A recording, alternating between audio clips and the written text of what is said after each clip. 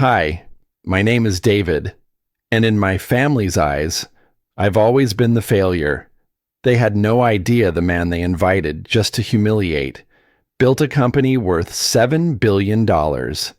I walked into that dinner pretending to be broke, just to see how they'd treat me without the money. But nothing prepared me for what they did that night. The praise they gave my brother, the offer they made me in front of everyone, and the one sentence that finally shattered me. We don't raise failures.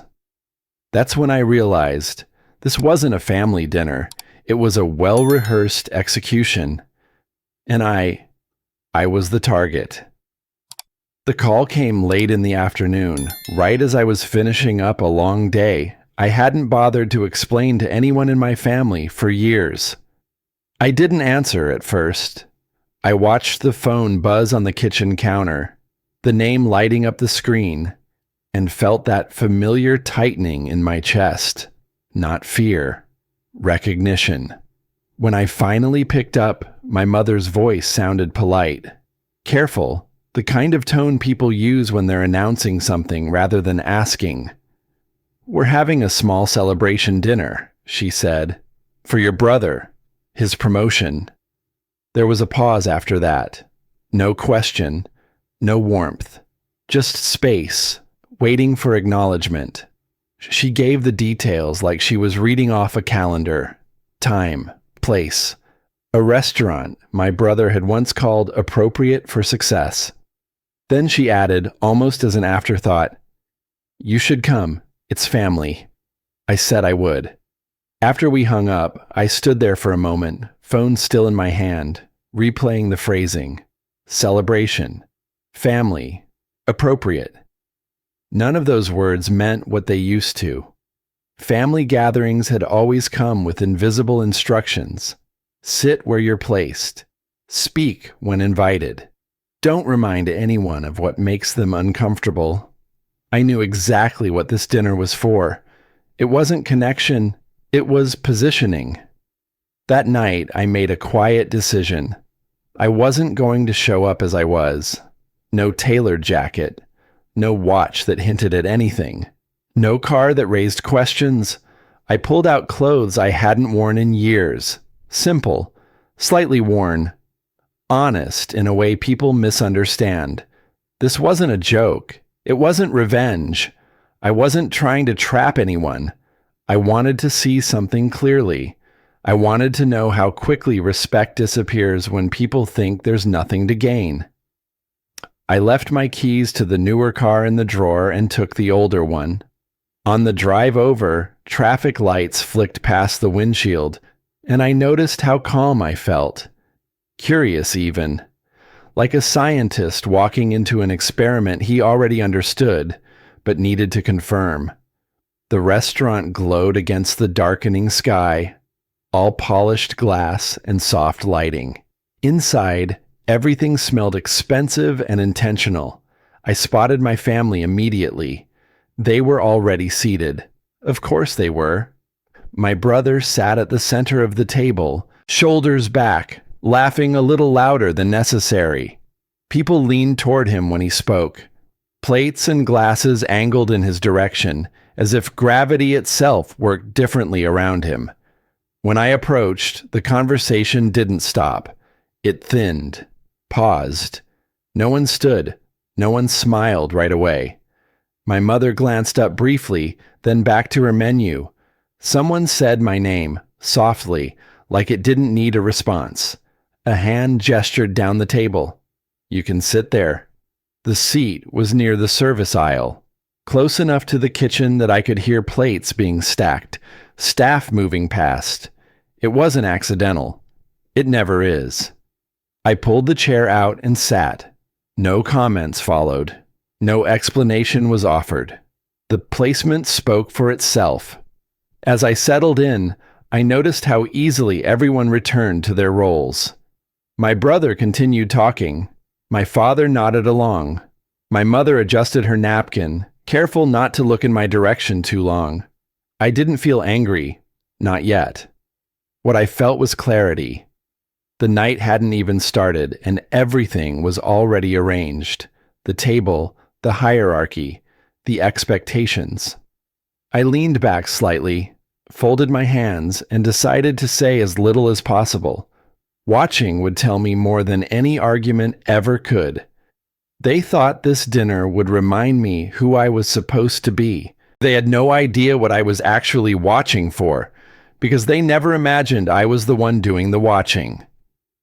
I settled back slightly in my chair, its legs uneven against the tile. No one noticed. Or maybe they did, and just didn't care. Around me, the room began to shift. It wasn't the decor or the lighting, it was the air between people. Laughter came easier now. Forks clinked against plates. Glasses filled and refilled without pause. It was as if the moment I sat down, the script resumed without needing to account for my presence. Menus were being passed around. My mother was already discussing the specials with the server, pointing to something that looked light but elegant. My brother chuckled at something my dad said. I didn't catch it. I wasn't close enough, and they weren't speaking to me anyway. I waited for someone to acknowledge me. A glance, maybe. Nothing. The waitress returned with water and a round of cocktails, except mine. She looked right past me and said, "Any allergies I should be aware of?" To the group. My brother smiled, leaning slightly into her space. My mother touched her necklace like she always did when she was pleased. When the drinks were finally passed out, I had to ask for mine. She blinked like she hadn't noticed I was sitting there at all. "Oh, I'm sorry. I thought that seat wasn't taken." That seat. I gave her a small smile and told her it was fine. She poured the water, apologized again, and disappeared. The others had already moved on. My father started talking about leadership, about the weight of responsibility, and how proud he was that one of his sons understood what it meant to carry the family name. My brother didn't fake humility. He never did. He leaned back in his chair, arm over the backrest like he owned the whole restaurant. Maybe he thought he did. I heard phrases I'd grown up with. Discipline leads to reward. Some people gamble, others build. There's a difference between dreamers and doers. And just like that, my story was being rewritten in real time. The risks I took, leaving the family business, starting something of my own, were now coded as childish, unstable, emotional decisions. Nobody said my name, but the contrast was clear. "Jacob doesn't just work hard," my dad said, raising his glass. "He understands loyalty." That was it. The toast. Glasses clinked. Everyone leaned in. Everyone stood, except me. My chair didn't scrape the floor. I didn't reach for my glass. No one looked in my direction, not even out of discomfort. I stared at the bubbles rising in my untouched water. I realized then that it wasn't just what was said. It was how well rehearsed it all was. They didn't stumble over it. They didn't second guess it. They'd practiced this script before. That toast wasn't about honoring Jacob. It was about solidifying where I stood. And I was starting to understand that they needed me in that seat, not just physically, but symbolically. Every family needs someone to stay in the shadows so others can stay in the light. I shifted slightly, and the chair creaked. The sound drew no attention. I looked down the table, watching how their bodies curved inwards toward each other. The table itself seemed to bend around Jacob. The way the light hit the glasses on their side, the way their plates arrived quicker. No one had meant for it to feel like this. That's what made it worse. No one was being openly cruel. It just was. The habits had become tradition. The tradition had become truth. I looked at my seat again. tucked near the edge, back to the kitchen, near the hum of the service door. Even the server's path didn't curve toward me. I'd been placed outside the orbit, and they thought I hadn't noticed. But I did. Every single detail. I stopped trying to make myself smaller. I stopped adjusting my posture to match the tone of the room. I let the quiet settle around me and started paying attention with intention. This dinner wasn't about celebration. It was about reminding me of the role I was expected to play. That was when I understood this wasn't about my brother's promotion. And once that thought settled in, the noise around the table began to soften. Not because the room grew quieter, but because my attention pulled inward. The voices blended together into a low, steady hum, like the sound of traffic heard from behind closed windows. I watched my family the way someone watches a storm they've seen before. You don't panic. You don't run. You simply recognize the signs and wait for it to pass. I had seen this pattern more times than I could count. A gathering, a spotlight, a reminder of who stood where. Sitting there, I wasn't surprised anymore. Just tired in a way that comes from repetition. As the conversation drifted on, my thoughts slipped back to the first time my role had been quietly assigned. I was barely out of school when my parents started talking to me about practical paths. They never told me I couldn't succeed. They were too careful for that. Instead, they framed everything as concern, stability, security, balance. They'd ask questions that sounded supportive, but always ended in the same direction. Wouldn't it be safer if... Why not choose something dependable? You don't want unnecessary pressure. At the same time, my brother was encouraged to stretch, to lead, to take risks. When he spoke about big ideas, my father called it ambition. When I did the same, it became overthinking. I was nudged toward being useful rather than visible, reliable rather than bold. I was praised for being agreeable, for helping behind the scenes, for not rocking the boat. No one said it outright, but the message was clear. One of us was meant to carry the name forward. The other was meant to make sure things didn't fall apart. That was the life they had already chosen for me, long before I realized there were other options. A burst of laughter pulled me back to the table. My brother had leaned forward, elbows resting comfortably as if the space belonged to him. He raised his glass again, smiling wide.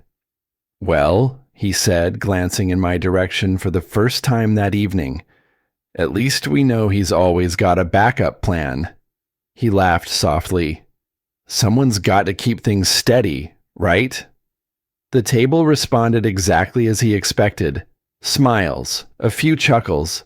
My mother nodded, relieved by the familiar framing. My father smirked, eyes fixed on his drink. It was presented as humor, family banter, the kind of line people defend with, "I was only joking," if anyone dares to look uncomfortable. But the joke wasn't for me. It was about me. I felt it land, not sharply, but heavily. The way words do when they've been practiced for years. That single sentence wrapped together every assumption they'd ever made about me. Harmless, dependent, predictable. A supporting role with no real weight. I kept my face neutral. That part had become second nature.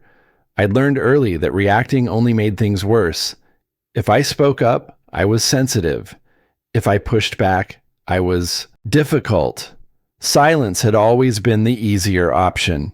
For a long time, I believed keeping quiet preserved peace.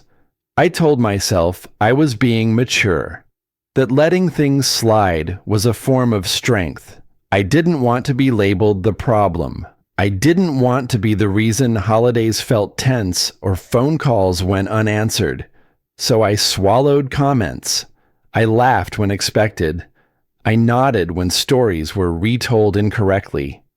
I chose calm over confrontation, again and again. Sitting there that night, though, something felt different. The joke didn't fade the way it usually did. It lingered. I noticed how my chest tightened, not with anger, but with something closer to disappointment. Not in them, but in myself. For the first time, my silence didn't feel like wisdom. It felt like betrayal. I looked around the table and saw how comfortable everyone was with the arrangement, how natural it seemed to them. And I wondered how much of that comfort had been built on my willingness to disappear. Endurance, I realized, always comes at a price. I had been paying it quietly for years. I shifted slightly in my chair, adjusting my posture, not to blend in, but to ground myself. I listened more closely now, not to the words themselves, but to what sat beneath them, the assumptions, the expectations, the limits they still believed applied to me. I had spent my life avoiding conflict, but that night, conflict found me anyway. Not in the form of raised voices or slammed fists, but in the quiet way someone's dignity starts to fray, thread by invisible thread. It didn't happen all at once. It started with a glance. It came from across the table. Not the head, not the center, but a few seats down. My cousin, Grace. She wasn't loud, didn't make a scene. She just caught my eye and held it, just long enough to make it clear she saw what was happening. Not the performance everyone else seemed determined to applaud, but the quiet exclusion, the erasure playing out in real time. She didn't look at me with pity. That would have made it worse. She didn't mouth any words. No dramatic gesture. Just a subtle tightening around her eyes. A kind of shared exhaustion. I'd almost forgotten what it felt like to be acknowledged without being judged or measured. It lasted maybe 3 seconds. Then she turned back to her drink, back to the conversation. But for me, that moment was enough. It was the first time all evening I felt like I existed in the room as more than a shadow. Grace didn't try to fix anything. She didn't defend me. She simply didn't pretend I was invisible. And that, strangely, grounded me more than anything else could have. I sat back slightly, letting my fingers curl under the edge of the linen napkin, just to do something with my hands. My breathing slowed. That small gesture from Grace helped me gather myself, helped me remember that not everyone in that room had bought into the story being told. I started watching the table again, differently this time. Not for comfort, but with sharper eyes, and what I saw was something I'd missed before. The conversation had shifted. The lightness was gone. Jokes faded. Words started to harden. Voices dropped half a note. Still calm, but heavier. Practical. My father cleared his throat, leaning forward as he set his glass down with intention. "So, about the lake property," he began in that careful voice he reserved for money conversations. "We've spoken to the lawyer about streamlining things. It doesn't make sense to leave it just sitting there unused." My brother nodded before the sentence even finished. "Exactly. I told him we should consolidate. No need to keep holding on to something nobody's touching. It's not sustainable." I blinked, not because I didn't recognize the words, but because I knew the property they were talking about. It wasn't just the lake place. It was mine. Or at least, it used to be. When our grandmother died, she left it to me, in writing. I hadn't been up there in a few years, sure, but it was where I'd spent most of my childhood summers. I'd painted the porch steps myself the last time I went. The keys still hung on a nail by my back door. But the way they spoke now, it was as if I was just a name on a deed being streamlined. Wait, I said, finally breaking my silence. What are you talking about? 3 sets of eyes turned to me. My brother, looking mildly annoyed. My mother, startled. Not by what I said, but that I'd said anything at all. My father didn't look surprised, just prepared. It's not a big deal, he said smoothly. We're just looking at options. It's easier for tax reasons if we... Tax reasons, I repeated. You're making decisions about the cabin without me? My brother chuckled. Come on, you haven't been up there in what, 5 years? It's not like you're using it.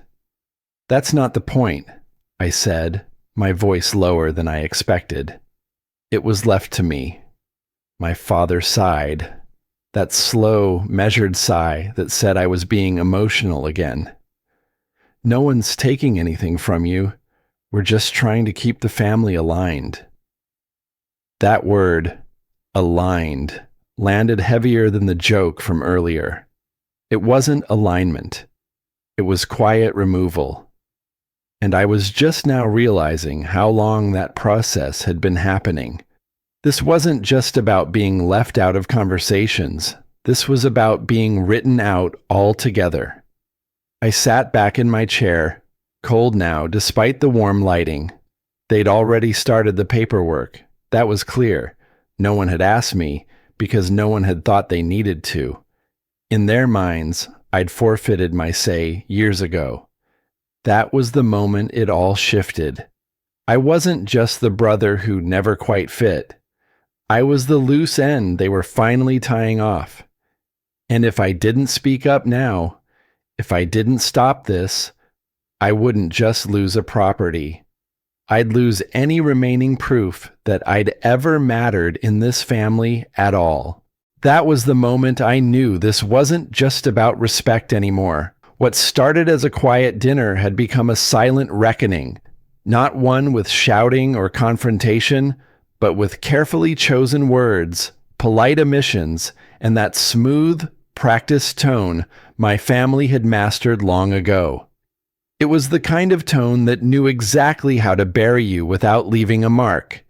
The air had thinned, plates had been cleared, wine glasses refilled. The restaurant was growing quieter as other tables began to empty, but inside our little glass-walled dining room, the temperature had risen. Or maybe it was just me.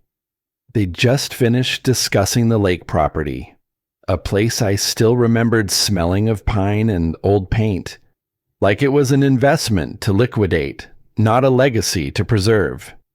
No one had looked my way after that. It was already decided. But then the conversation moved on, as if that hadn't been enough. Business. That's where they always circled back to. My brother leaned forward, animated now, explaining the new direction his firm was taking. Something about automation and scaling leadership teams. And as he spoke, I caught the words. Phrases I had used years ago when I had pitched a startup no one in the family took seriously. Distributed accountability, he said. Human-centered systems. Even the phrase, long game over quarterly noise.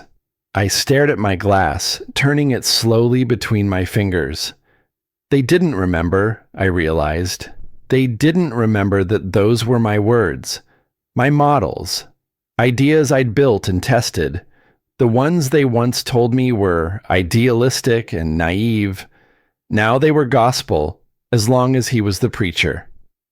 And that's what sets real leadership apart, my dad said, clinking his fork gently against his glass. Vision, commitment, the ability to rise above ego. Couldn't agree more, my uncle added. Some people chase attention. Others just get things done.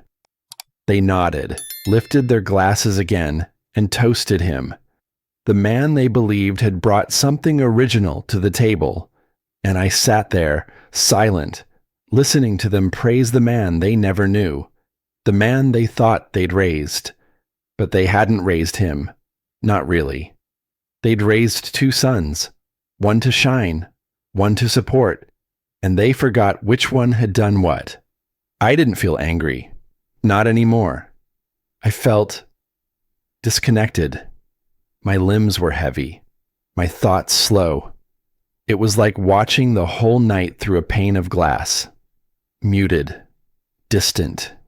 Even their laughter had begun to sound like echoes bouncing down a hallway I didn't belong in anymore. That's when it happened. My mother, who had been mostly quiet up to that point, turned to me, face warm, voice sweet. "We've been thinking," she said gently, as if offering a blanket. "Maybe it's time you let someone help you out a little." My chest tightened. "We've talked," she continued, glancing at my father and then at my brother. "And Michael might have something at his company. It's nothing huge, but something steady. Good hours. Something that could give you a little structure." Michael chimed in quickly, as if he'd rehearsed it. "It's a junior operations role. Just coordination work. Mostly internal stuff. We could train you in." He smiled. I didn't. My first instinct was to laugh, but the sound never made it out. Instead, I just looked at him. This man who had repackaged my ideas, absorbed my language, inherited my family's praise, now offering me a lifeline he thought I needed, like tossing a rope down to someone on the shore and calling it rescue. They thought they were being generous, kind, offering me a way back in. But what they were really doing was cementing how little they saw me. A junior role, training included, a structure to hold me up. That was when I realized this wasn't about mending relationships. It was about control.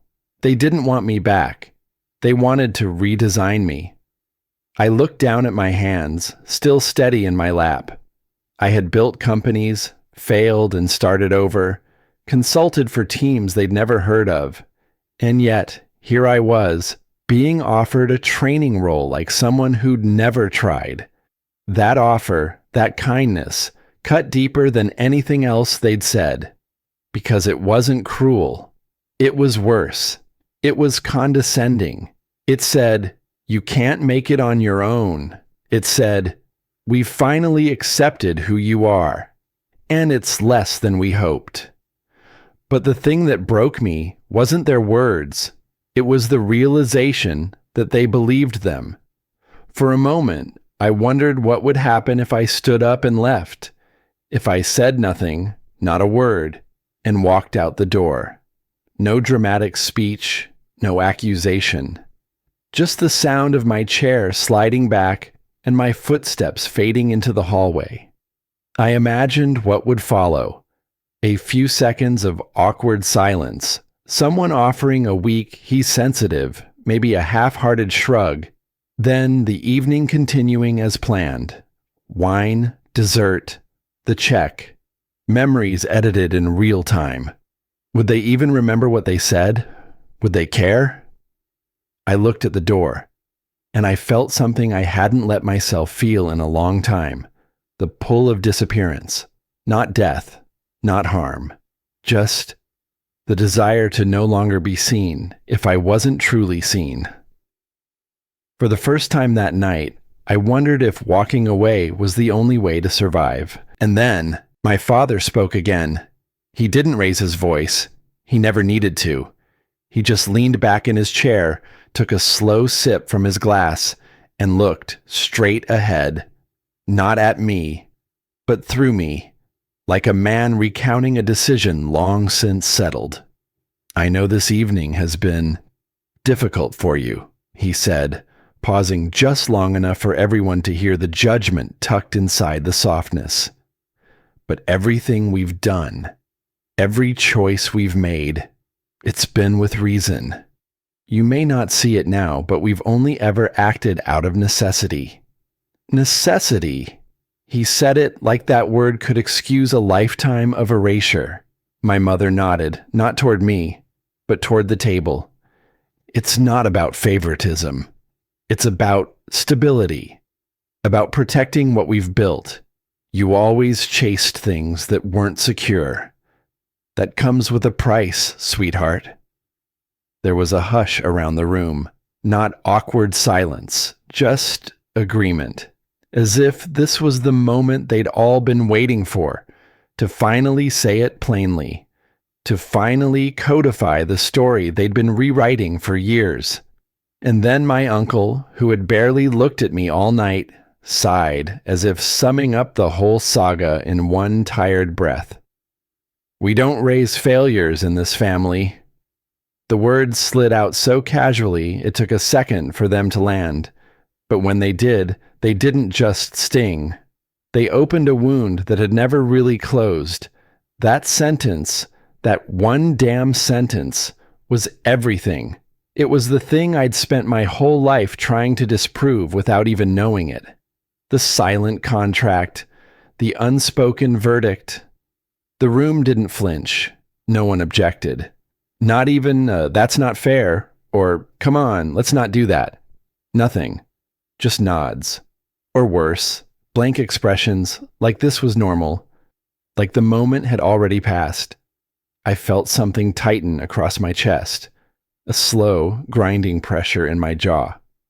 My hands rested beneath the table, balled into fists so tight my fingers tingled. My ears rang faintly, the way they had the first time I'd ever been knocked flat on a football field and couldn't find my breath. The way they did when shame took the form of silence. I wasn't just angry, I was stunned, paralyzed. Every instinct told me to get out, to disappear before I did something I'd regret. But then something strange happened. My body moved before my mind caught up. I reached into my pocket and pulled out the ring. It was a simple thing. Gold, slightly worn. The one my grandfather gave me when I graduated. The only thing I'd ever been handed in this family without conditions. I placed it on the table. No words, no drama. Just a small metallic sound as it hit the wood. The conversation paused. Not completely, but enough for the people closest to me to look down, then back up. My mother's brow furrowed. My brother tilted his head, confused, but I didn't clarify. I didn't give them a speech or an explanation, because if they didn't already understand, then no words would matter. The ring sat there like a line drawn in permanent ink. I wasn't surrendering. I was removing myself from the role they'd written for me, one where I was tolerated, pitied, diminished. The room shifted, subtle but real. I could feel the discomfort ripple like a draft of cold air after a window had been opened in winter.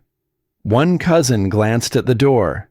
Another reached for her glass too quickly, knocking a spoon to the floor. No one asked me why I did it. No one touched the ring.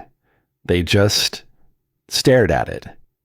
And then carefully, politely, avoided mentioning it again. But I saw it in their posture, how their backs straightened, how their voices softened. For once they weren't sure what I might do next. And that uncertainty, that silence, it wasn't mine anymore. It belonged to them. They thought I was finally giving up. That's what the ring on the table meant to them. A white flag, a quiet surrender. And for a few seconds, they leaned into that assumption. A couple of heads dipped, someone cleared their throat. The tension tried to settle like dust after a storm. But then the mood in the room shifted. Not loud, not immediate. Just a subtle chill crawling across the table. I caught it in the way Diane narrowed her eyes, like she had to recalibrate her mental math now that I was no longer playing the role they'd written. Or in the sudden hush that fell over my father's side of the conversation, like someone pressed pause on the script, and now no one quite knew what page we were on. They didn't speak to me, but they spoke around me, and every word was dipped in implication. Well, anyway, it's better this way. my brother murmured, raising his glass. It's time to move forward. Some things just aren't worth holding on to. I knew what he meant. Everyone did. Then came the murmurs, subtle, sharp-edged. One aunt whispered something behind her hand to another cousin. My name wasn't spoken, but I didn't need to hear it to know I'd become the new subject of conversation. Not the kind said out of concern, the kind reserved for people who had gone off track. I sat still. I listened. I watched. This wasn't silence anymore. It was exile. And that's when the door opened. The timing felt almost cinematic. A soft knock, and then a familiar voice from just outside. "Excuse me," said Amanda, the executive assistant from my old firm, herself sharp as a razor and never one to show up uninvited. She stepped in, composed, clutching her phone in one hand and a leather portfolio in the other. "Sorry to interrupt, but we've had 3 follow-ups come in since the meeting wrapped. They'd like confirmation on your terms by morning. Should I coordinate or defer?" Her eyes landed directly on me. Not my brother. Not my father. Me. I blinked, slow and deliberate, but didn't respond right away. Amanda held her gaze. So did everyone else. "What's this about?" someone asked. Maybe Uncle Rich, maybe one of the cousins. Amanda, as tactful as ever, only said, "Some late-stage structuring around the real estate fund. They need final sign-off before close of quarter." The silence that followed hit harder than any accusation, because in that moment, the whole table realized something. I wasn't broke, I wasn't struggling, and I hadn't come crawling home looking for scraps. I just stopped telling them anything. My father's expression didn't change much, but his fingers tightened slightly on the stem of his glass. My mother's polite smile dropped, only for a second, but long enough to catch. My brother? He didn't even try to pretend. His jaw flexed. His gaze dropped to the ring still lying where I'd placed it. And then it came. The counter-strike. "Well," he said, tone even, measured but hard-edged. "I'm sure that's a good distraction. Though I do hope you're managing things properly. Wouldn't want history to repeat itself." There it was. No names, no direct hits. But the implication hung in the air like smoke. Old debts, mistakes, things they thought they'd buried me under years ago. And just like that, the room fell quiet again. I looked over at Amanda and nodded. "Let them know I'll review by midnight." She gave the slightest tilt of her head, professional, but just enough to say I've got your back, and left as quickly as she came. The door closed. And then I looked at them. Really looked. "I'm not here to fight," I said, calm, controlled. "But I'm not here to disappear either."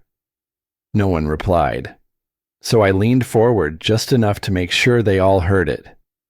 "You assumed I'd be exactly who I used to be. That was your first mistake."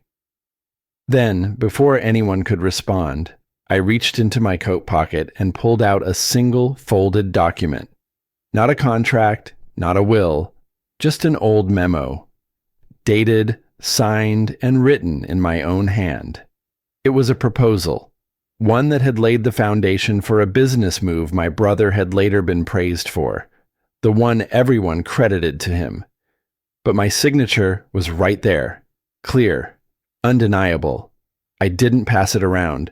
I didn't make a speech. I just placed it beside the ring. 2 quiet facts. 2 truths I didn't need to explain. My father glanced at the paper, then at me. And that's when I saw it. The flicker of doubt.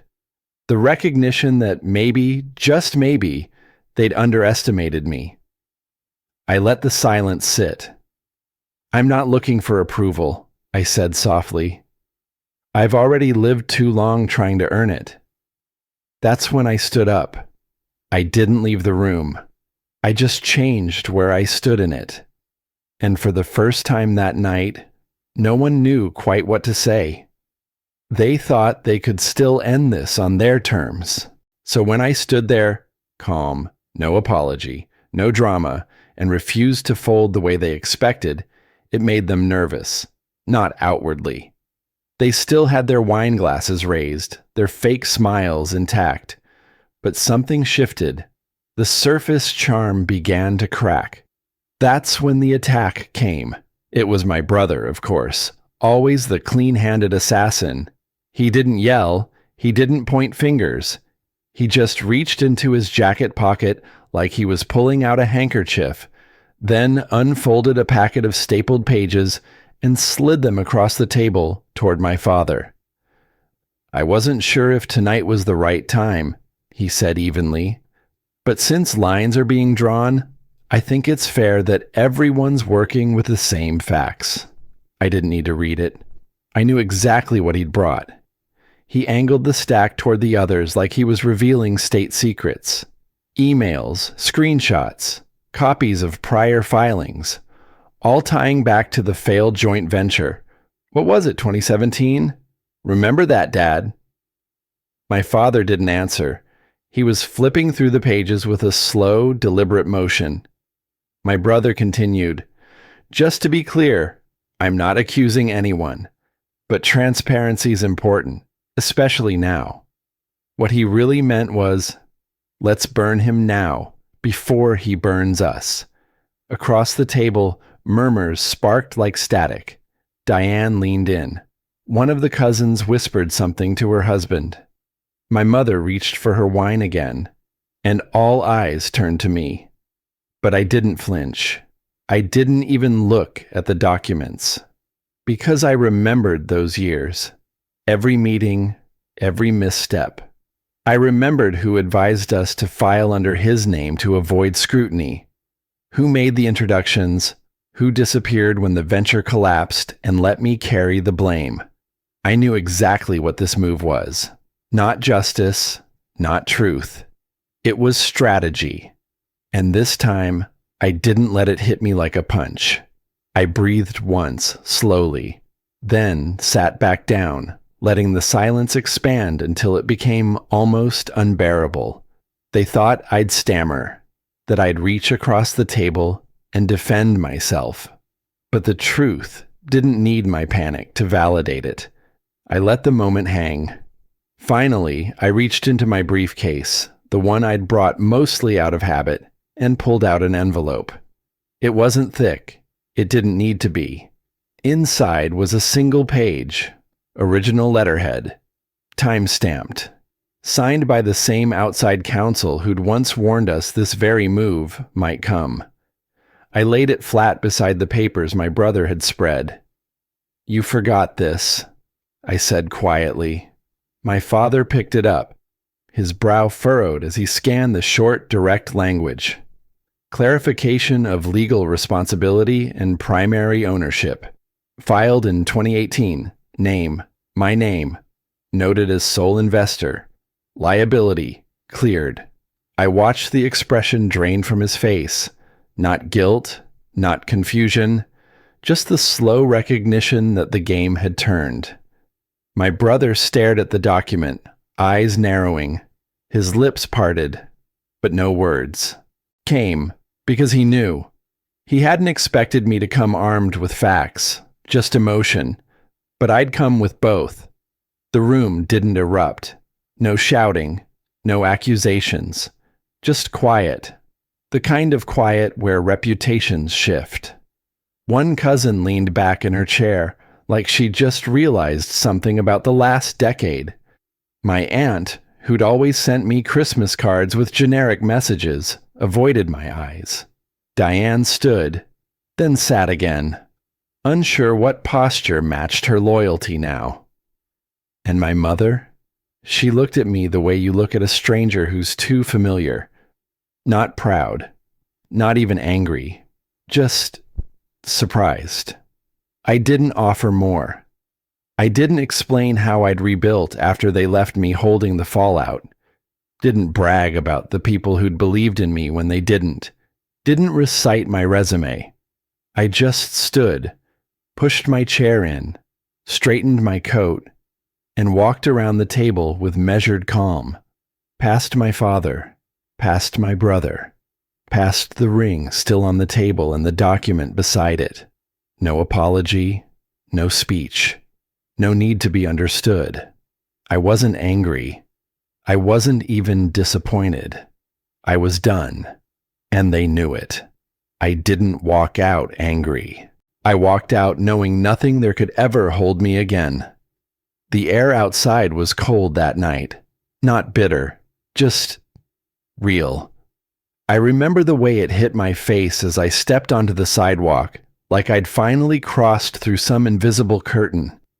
For the first time in a long while, I wasn't trying to prove anything, to them or myself. There were no calls the next morning, no texts, no emails asking if I'd gotten home safe. Not even one of those carefully worded messages you send when you want to appear kind without actually saying you were wrong. Silence, again, but this time I chose it. Days turned into a couple of weeks. I slipped back into my routines, the ones I'd built without needing their approval. Coffee brewed at 6:45 sharp. Morning walks through the park where the air always felt cleaner. I met with my team, handled calls, built something that didn't rely on family name or favor. Life didn't change dramatically, but something inside me had. I stopped checking my phone hoping for reconciliation. I stopped rewriting conversations in my head, thinking maybe if I'd said it this way or walked out that way, things would have ended differently. I stopped needing closure from people who never gave me honesty to begin with. But that doesn't mean I wasn't curious about what happened after I left. The updates came in slow, scattered pieces from people who weren't trying to be messengers but couldn't help sharing. I heard that my brother's promotion wasn't sitting well with the board, that several of his so-called initiatives turned out to be just noise. I didn't gloat when I heard that. I didn't smile. Because the truth is, none of that mattered anymore. What mattered was what I didn't hear. No apology. No, we talked about what you said. No, maybe we were too hard on you. Not even a rumor that anyone missed me. Turns out, a family system doesn't collapse when someone steps out. It just rearranges itself. But from what I heard, it didn't rearrange smoothly. My mother, she stopped hosting Sunday dinners. Claimed she was tired, but I suspect something deeper. Maybe it's harder to cook a meal when one seat at the table is more than just empty. It's a reminder. And my father? I don't know. We haven't spoken. But word is, he spends more time in the garage now, tinkering with old tools he hasn't touched in years. Maybe silence got to him after all. Then there's the small stuff, the little echoes you don't expect. A week ago, I opened a drawer I hadn't touched since last spring. Tucked inside was that old keychain my father gave me when I first moved out. I'd thrown it in there after one too many lectures. Couldn't stand to look at it back then. It was engraved with a line he always used to say when I was a kid. Don't come back empty-handed. Back then, it felt like pressure. Now, I see it differently. It doesn't mean I had to prove anything to them. It means I had to find something for me. And I did. Not just the business, not just the team I built, but the sense that I could stand alone without asking to be seen, that I could walk away and not spend years wondering if I was wrong for doing so. You know what success looks like now? It's not the house, not the numbers in the account, not even the name on the door. It's waking up and not needing to shrink yourself before you walk into a room. It's saying no without guilt. It's choosing who gets to sit at your table, not because of blood, but because of truth. I have people now, Friends, partners, colleagues who know the real version of me, not the edited one I used to show at family events, not the one desperate to be accepted, the real one. And no, they're not perfect, but they're mine. And more importantly, I'm mine too. I don't need to forgive to heal. That's the thing they don't tell you. You can let go without saying the words. You can move forward without asking anyone to walk beside you. I didn't lose my family that night. I finally stopped losing myself.